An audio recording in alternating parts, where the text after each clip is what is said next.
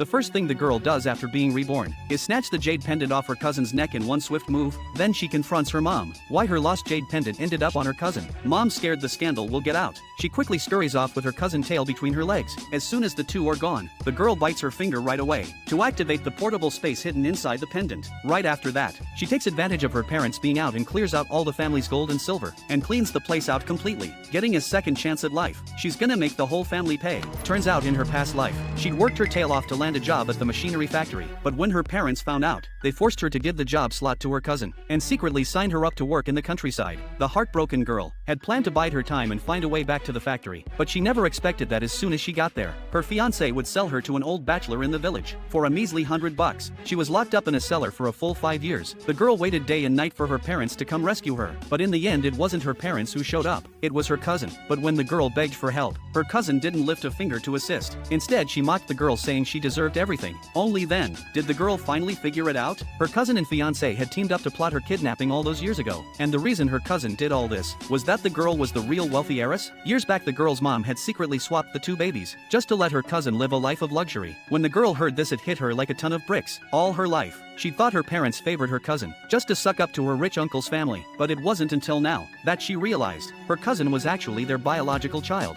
To make the girl understand before she died, her cousin spilled one last secret. The jade pendant the girl had picked up by chance years ago had a magical space inside it. Using that pendant, her cousin had even married the richest man in town, fueled by her cousin's taunts. The girl was so enraged she coughed up blood and died. She swore if she ever got a second chance, she'd make everyone who'd wronged her pay dearly. When the girl opened her eyes again, she'd actually been reborn. She was back 5 years in the past, the very day she'd gotten the factory job. Right then, her mom was pressuring her to give the job slot to her cousin. Staring at her smug-looking cousin, without a second thought, the girl snatched the jade pendant off her neck. Then she deliberately chased her mom and cousin away, bit her finger, and activated the pendant's space. While her parents were out, the girl stuffed all the family's gold, silver, and savings into the space. Now flush with cash, the girl headed to a restaurant for a revenge splurge. But before she could even take a bite, her fiancé showed up with her cousin. The girl was seething with rage when she saw them, so the two of them had been in cahoots since this early on. When her fiancé spotted her, he ordered her to hand over the job to his cousin right away, threatening to call off their engagement if she refused. Without hesitation, the girl agreed. Then she loudly called them out for their shameless behavior. Her fiancé had just gotten engaged to her, but here he was taking her cousin out to dinner. How could there be such a shameless guy in this world? The fiancé was so embarrassed by the scolding, he had no choice but to slink away with his cousin. And this was just the first step in the girl's revenge plan, getting a second shot at life. She was gonna ruin these two scumbags and destroy their reputations. That night, after dinner, the girl went back home. Her dad saw her and furiously demanded to know why she'd bullied her cousin again. To make amends for her cousin, her dad ordered her to hand over the job slot obediently, warning her he'd be ruthless if she didn't. But when the girl heard this, she let out a cold